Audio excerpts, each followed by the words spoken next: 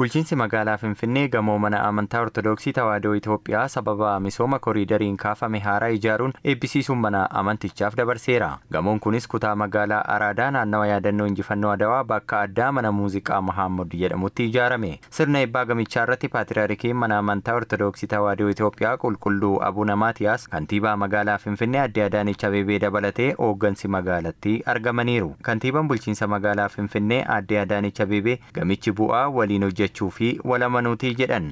ይሄ ህንጻ የመተማመን አብሮ የመስራት የመተባበር ውጤት ነው።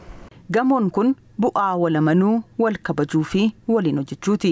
Sababa misooma koriidariin daandii lafoo fi saayikilii babal'isuuf akkasumas naannawaa seenaa injifannoo keenyaa yaadannoo injifannoo Adawaa itti ijaarametti waan argamuuf mana amantichaa akka haaraan ijaaramu gaafanne.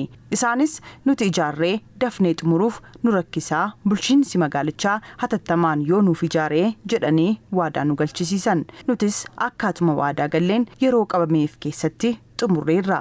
Gamichi waggaa hedduu kan lakkoofsisee fi naannawicha kan hin madaalle ture kan jedhan kantiibaa Adaanech duraan darbii abbaa shanii kan ture gara 7tti akka guddatu taasifneerraa jedhan. ከሰራን አይቀር ጥራት ያለው ዘመኑን የዋጀ የዛሬው ብቻ ሳይሆን ከፊታችን ያለውም ትውልድ ijaaruun keenya erganollee gamoo ammayyaa har'a qofaa osoo hin taane dhalootni dhufu kan ittiin boonuu fi itti fayyadamu sona hedduu itti dabaluun ijaarree jirra. Bakki dhaabbii konkolaataas naannowichatti rakkoo akka hin taaneef lafa jalatti bakka dhaabbii konkolaataa akka qabaatu taasifneerra.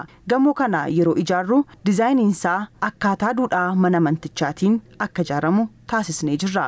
Manni amantaa Ortodoksii Tawaahidoo Itoophiyaa wayita misooma koriidarii eegallu nu waliin dhaabbachuun deeggarsa adda addaa taasisaa turteetti. Sirna eebbichaa irratti kan argaman Paatiraarkiin mana amantaa Ortodoksii Tawaahidoo Itoophiyaa Qulqulluu Abuna Maatiyaas gamichi haala addaan miidhagee arguutti baay'een gammadde jedhanii kantiibaa magaalaa Finfinnee Aadde Adaanech Abeebee fi kaabinee magaalattiis galateeffataniiru.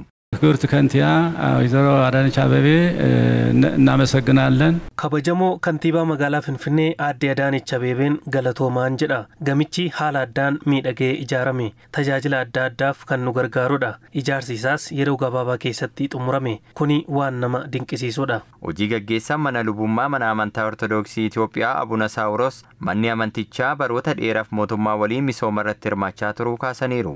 የኢትዮጵያ ኦርቶዶክስ ተዋሕዶ ቤተክርስቲያን manni amantaa Ortodoksii Itoophiyaa seenaa ishee baroota dheeraa keessatti kan mul'atu misooma irratti mootummaa waliin hirmaachuun beekamti. Har'a ammoo magaalaa keenya miidhagduu fi mijattuu taasisuuf hojii hojjechaa jirtan kanaaf Rabbi umrii isiniif haa kennu jedha. Gamoon kun fayyadamummaa haqa qabeessa kan mirkaneessudha. Ijaarsa gamoo kanaaf bulchiinsi magaalaa baajata isaa guutummaan guututti uwwiseera. Kantiibaa magaalaa Finfinneef sagantaa eebba gamichaa irratti badhaasni fi beekamtiin kennameera.